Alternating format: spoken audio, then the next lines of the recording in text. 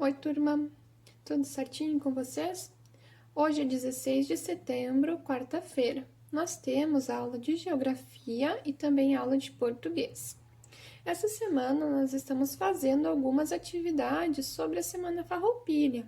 E em geografia, hoje o tema da nossa aula é justamente a bandeira do Rio Grande do Sul. Vocês receberam um textinho que vem explicando ponto a ponto a nossa bandeira. A nossa bandeira, então, ela é um dos principais símbolos do nosso estado, ela representa o estado do Rio Grande do Sul e ela é composta por alguns símbolos, né? Bem no meio dela ali, a gente tem o escudo de armas do Rio Grande do Sul e é justamente uma homenagem ao período da Revolução Farroupilha. Esse escudo de armas, ele aparece nos documentos e nas repartições do Estado, e ele surgiu também na época lá da Revolução Farroupilha. Até hoje, então, se faz presente ainda na nossa bandeira e nos documentos oficiais do Rio Grande do Sul. Tá bem? Temos também aqui as 3 listras, né? A nossa bandeira ela é composta por 3 listras, uma vermelha, uma amarela e uma verde. Além da bandeira, outro símbolo bem importante que a gente tem aqui no nosso estado é o nosso hino. Né? Nós sempre cantamos ele na escola, na Semana Farroupilha. Eu sei que vocês gostam bastante, todo mundo sabe a letra. Essa semana a gente vai cantar o hino, né? Mais pra frente, a gente vai cantar o hino na nossa aula online. Então, vocês têm esse textinho para colar no caderno de vocês, ou quem não conseguiu imprimir ele, fazer a leitura. Vamos ler juntos, então. O estado do Rio Grande do Sul também tem os seus símbolos. Eles representam o nosso estado. Os símbolos do nosso estado são a bandeira do Rio Grande do Sul, o escudo de armas e o hino rio-grandense. A bandeira do Rio Grande do Sul tem 3 listras atravessadas, então uma verde, uma vermelha e uma amarela. No centro da nossa bandeira está o escudo de armas do estado. A nossa bandeira é hasteada ao lado da bandeira nacional, nos edifícios do governo do estado e em diversas solenidades. Então, quando tem alguma solenidade ou nos prédios públicos, a bandeira do Rio Grande do Sul é colocada do lado da bandeira do Brasil. O escudo de armas do Rio Grande do Sul é uma homenagem à Revolução Farroupilha. Ele aparece, então, nos papéis, nos documentos e nas repartições do governo do estado. O hino do Rio Grande do Sul é o hino Farroupilha.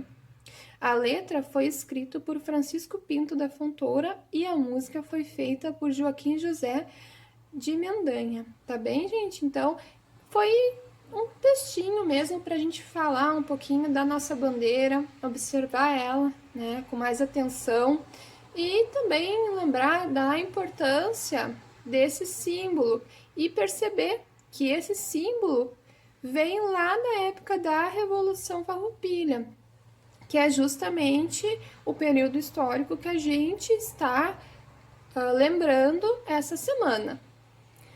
Vocês também têm em geografia, além desse texto, uma bandeira do Rio Grande do Sul para colorir. Caso vocês não possam imprimir, vocês podem desenhar a bandeira do jeitinho de vocês, né? Pintem ela com bastante atenção, bastante dedicação e depois me enviem, eu quero ver, tá bem? Agora vamos dar uma olhadinha em português, vamos ver o que nós temos. Em português, hoje, a gente começa a unidade 9 da apostila. Essa unidade vai trazer como gênero textual os textos de divulgação de conteúdo científico. Então, a gente vai entender como que são estruturados esses textos científicos. São aqueles textos que os estudiosos criam para explicar de uma maneira mais geral para a população o resultado dos seus estudos. A gente está bastante acostumado a ver esse tipo de texto lá na apostila de ciências. Quando a gente vai estudar algum assunto, vem algum texto, né, trazendo informações para a gente sobre estudos que cientistas realizaram. Esse bimestre, por exemplo, nós estamos vendo um pouco mais do planeta Terra. conhecendo a história dele, como que ele se formou, o que foi preciso acontecer nele para que fosse possível ter vida no planeta Terra. E todos esses textos, eles são fruto de um estudo realizado por cientistas.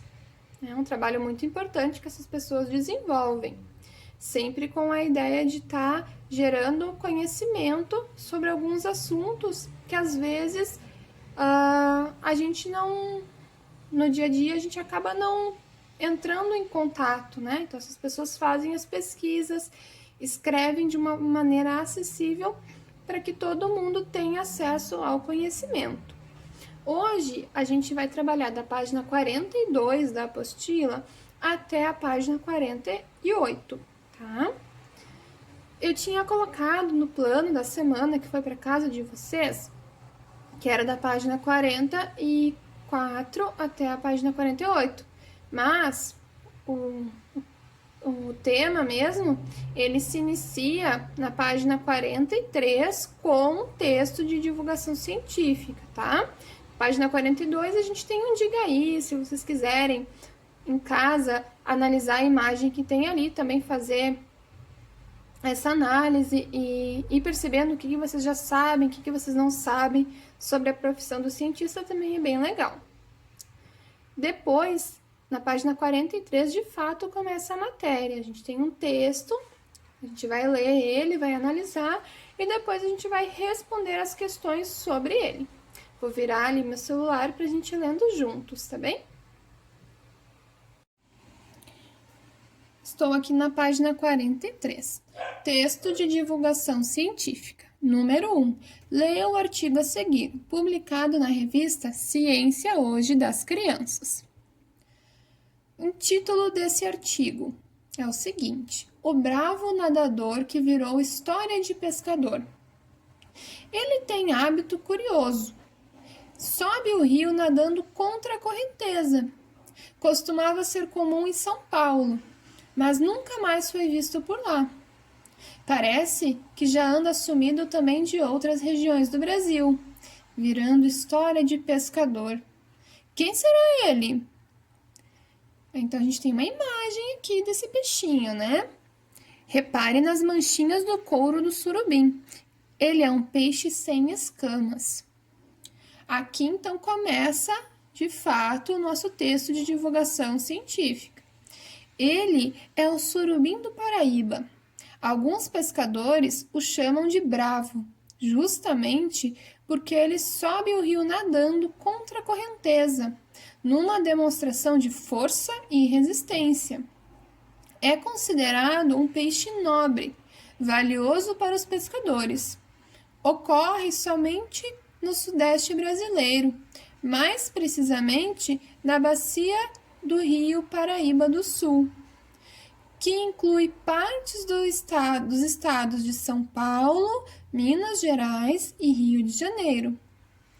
Acontece que, em São Paulo, o surubim do Paraíba já é considerado extinto e está cada vez mais difícil avistá-lo no Rio de Janeiro e em Minas Gerais. Bom, essa primeira página aqui apresenta para a gente sobre o que vai estar se tratando nesse texto de divulgação científica, não é mesmo?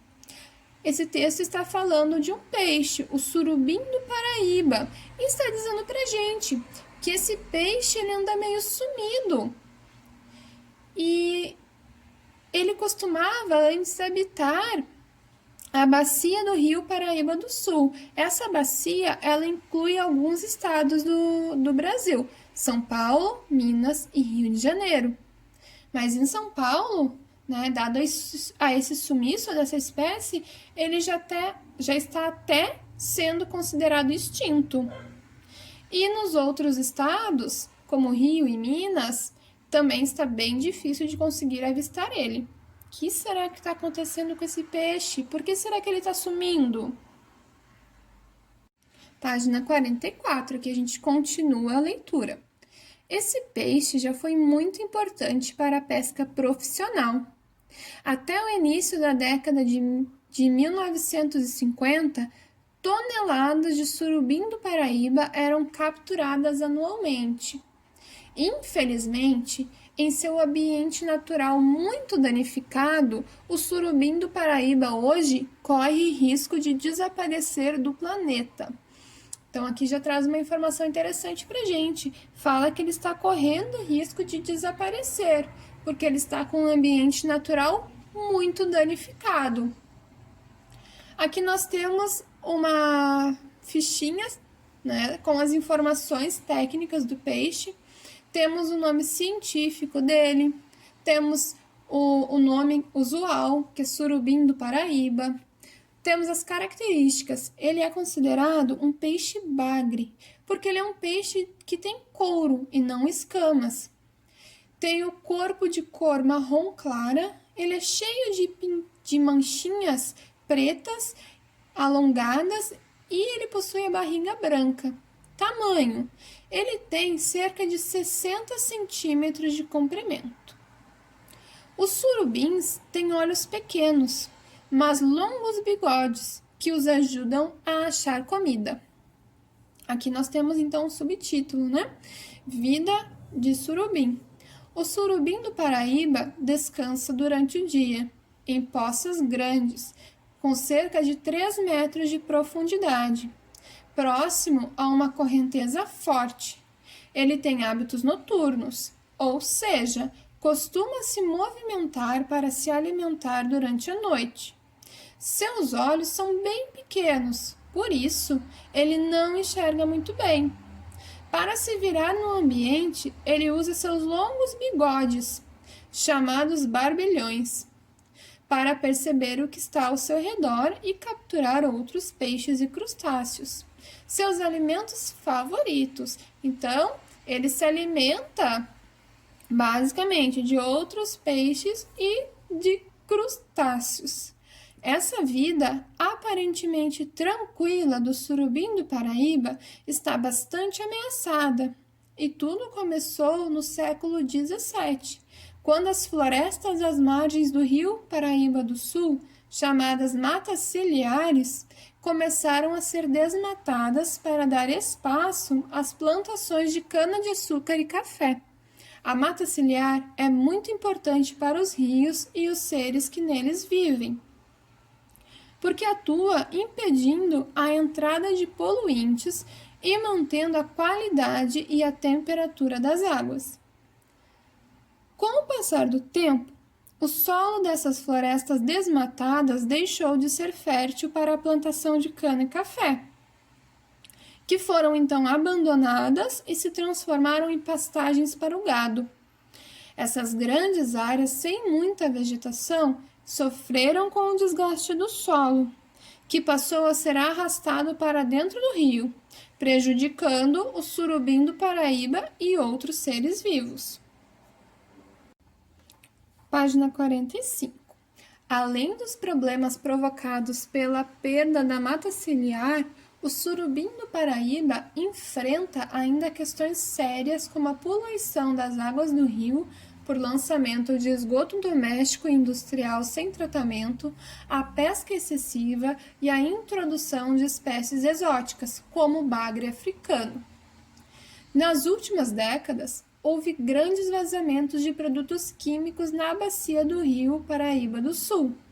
Um caso importante ocorreu em 2008, quando aproximadamente 8.000 litros de pesticida, veneno usado para combater pragas em plantações, foi despejado em um de seus afluentes, contaminando suas águas e causando a morte de muitos peixes. Entre eles estavam os surubins da Paraíba. Então aqui a gente já vai percebendo várias alterações que o ambiente desse peixe sofreu e que acabou prejudicando ele. Teve alteração da mata que ficava próxima ao local onde ele habitava, né, o rio onde ele habitava. Também teve o início da poluição, começaram a poluir o rio, né, o lançamento não só do esgoto doméstico, mas também do esgoto de indústrias. foi inserida dentro do meio outras espécies que não eram dali. Quando uma espécie exótica, que não é do local, é inserida num meio ambiente novo, pode causar um problemão, porque essa espécie ela não está habituada com o meio. Então, os outros peixes acabam se prejudicando, assim como a espécie que é inserida. E também, né, esses vazamentos de produtos químicos que são tão sérios, como aconteceu em 2008, um vazamento de 8.000 litros de pesticida na água. E matou muito ser vivo que tinha ali, inclusive grande parte dos surubins do Paraíba. Superar as barragens. Parece desanimadora a vida do surubim do Paraíba? Pois atualmente o maior de todos os seus problemas talvez seja a construção de barragens para a geração de energia elétrica. Essas construções feitas para represar a água e gerar energia mudam a dinâmica dos rios. Os ambientes de corredeiras, os preferidos do surubim do Paraíba, onde a água flui mais rapidamente, quase não existem. Com tantos problemas somados, fica difícil o encontro de surubins para a reprodução, que ocorre no verão. Então, além de todos os outros pontos que a gente tinha visto antes, mais um ponto negativo para a vida do surubim, a construção de energias hidrelétricas. Essas construções represam a água para gerar energia, mas elas mudam a dinâmica dos rios. E esses ambientes de corredeiras, que eram os preferidos dos surubins do Paraíba, eles quase não existem mais. Com tantos problemas somados, fica difícil o encontro dos surubins para a reprodução, que ocorre no verão. Os pesquisadores acreditam que esse peixe seja uma espécie migradora, ou seja, eles têm o hábito de mudar de lugar para se reproduzir. No caso, os surubins gostam de subir aos rios para se acasalar e, para isso, precisam de ambientes com água corrente. Então, esse fato de estarem construindo essas empresas, essas barragens, e ele não estar conseguindo mais subir contra a corrente, acaba prejudicando a reprodução dos peixes. Não estão nascendo mais peixes dessa espécie porque ele não consegue fazer o caminho migratório, ele não consegue fazer a viagem que ele precisa fazer para poder se reproduzir. Página 46. Ação para o peixe resistir. Depois desse monte de problemas relacionados à vida do surubim do Paraíba, lá vem uma notícia boa. Até que enfim, né? Coitado desse peixinho. Só era sofrimento nesse texto, nesse artigo. Vamos descobrir a notícia boa, então. Há muita gente trabalhando para evitar a extinção desse peixe e de outras espécies do Rio Paraíba do Sul. Desde 2010, o surubim do Paraíba faz parte do Plano de Ação Nacional para a Conservação das Espécies Ameaçadas da Baía do Rio Paraíba do Sul, em que vários cientistas buscam alternativas para salvá-las da extinção. Uma das ações mais importantes é a reprodução em cativeiro, que funciona assim. Surubins adultos são capturados na natureza e levados até as estações de pesquisa para acasalamento. Os filhotinhos ficam nas estações até ficarem bem crescidos.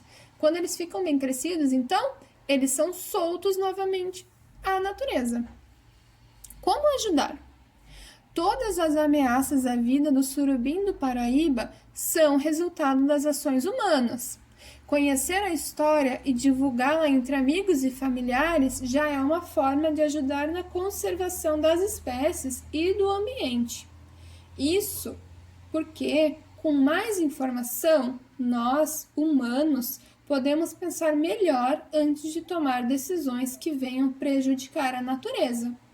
O surubim do Paraíba, como todas as espécies de seres vivos, tem importância para o equilíbrio ambiental.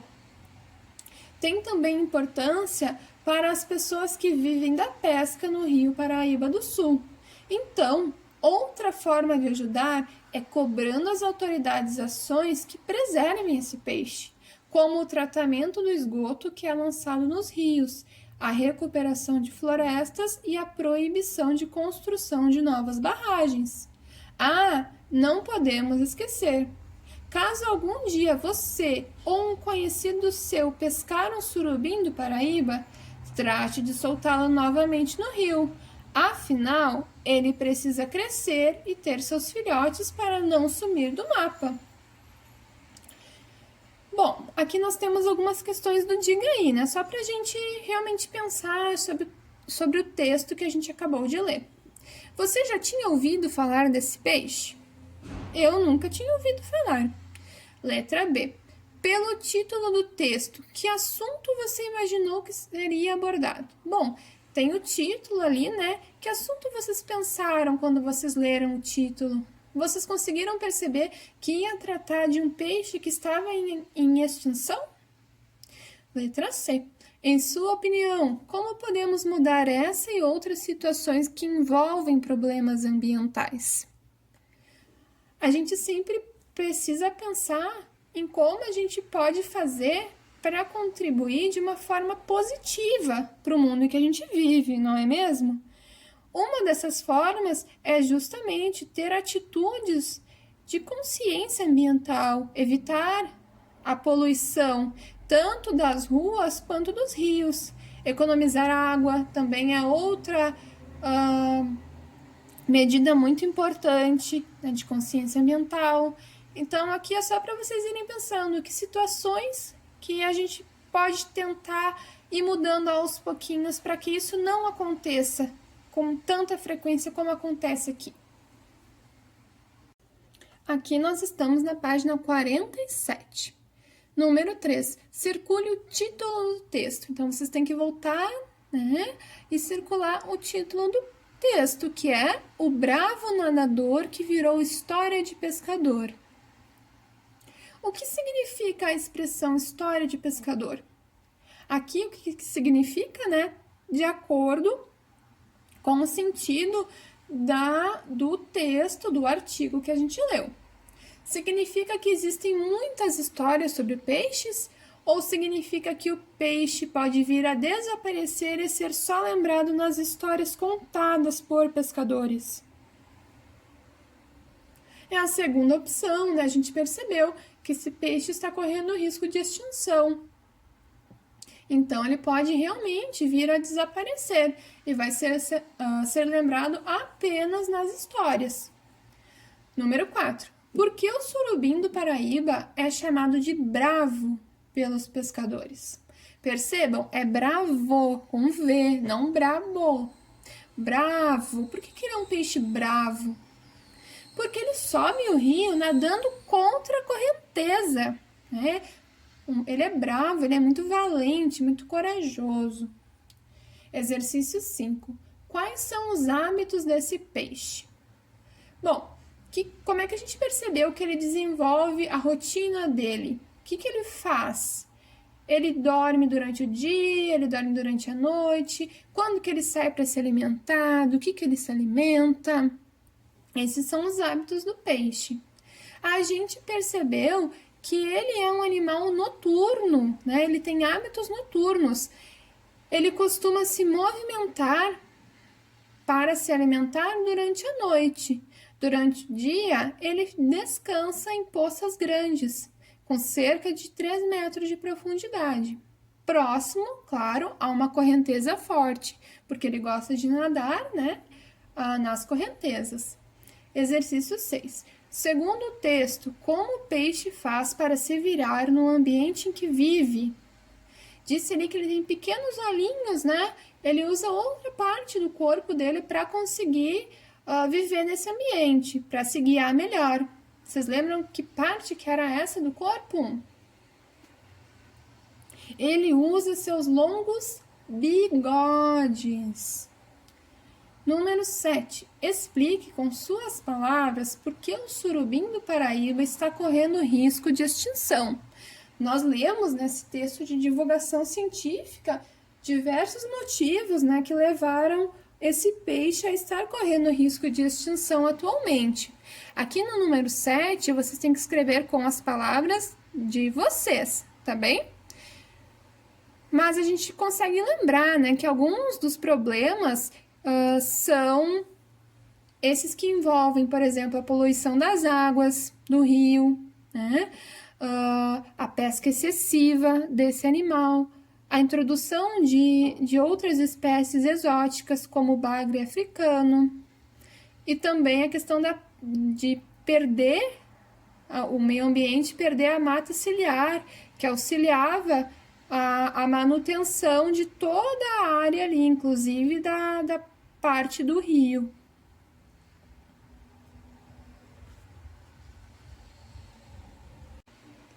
Aqui nós estamos na página 48.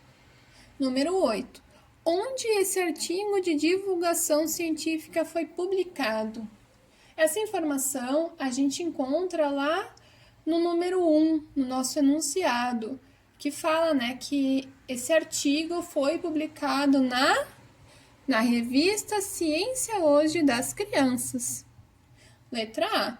Para qual público esse texto foi escrito? Para cientistas e especialistas em peixes ou para o público em geral, principalmente para crianças? Esse artigo, esse texto, foi publicado para o público em geral, principalmente para crianças. Esse texto, né, um texto de divulgação científica, ele também tem essa ideia de ser um texto acessível, de que qualquer público possa pegar e ler esse estudo que foi feito. Ele não é tão técnico, ele não é tão científico. No exercício B, ali, a linguagem utilizada no texto. Então, né, a gente vai estar pensando em como que esse texto foi construído. Apresenta muitos termos técnicos ou é de fácil compreensão? Esse texto, ele tem realmente alguns termos técnicos, né? Mas ele é de fácil compreensão, a gente consegue entender o que a pessoa que escreveu, os cientistas que produziram esse texto querem explicar para a gente. Então, ele é de fácil compreensão.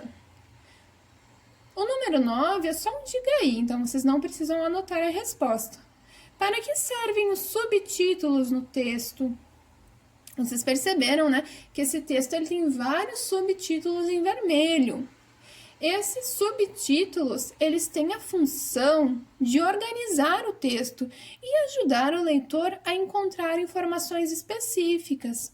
Esses textos de divulgação científica, às vezes as pessoas vão ler até para fazer uma pesquisa, né? Então, ele é um texto que ele precisa ser de fácil acesso e organizado de uma forma que as pessoas consigam encontrar também as informações que elas estão procurando.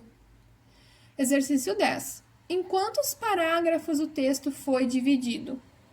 Daí a gente volta lá no texto e conta os parágrafos, né? A gente conta a partir do parágrafo que tem embaixo da foto do peixe, ali da página 43. Então, contando a partir daquele parágrafo, nós encontramos 15 parágrafos. Complete a ficha do surubim do Paraíba com as informações que faltam. Então, daí vocês vão pesquisar no texto, né, para encontrar as respostas que estão em falta. Temos ali um nome científico já preenchido, o seu nome já preenchido e as outras informações nós precisamos completar. Onde vive? Ele vive na bacia do rio Paraíba do Sul. A alimentação? Ele se alimenta de peixes e crustáceos. Características: ele tem os olhos pequenos, longos bigodes, peixe de couro, sem escamas. Ele tem o corpo de cor marrom clara, cheio de manchinhas pretas, e a barriguinha branca. O tamanho dele é cerca de 60 centímetros. Certo, gente? Qualquer dúvida sobre o conteúdo de hoje, podem me chamar no WhatsApp. Um beijão e espero vocês amanhã na nossa aula online, tá bem?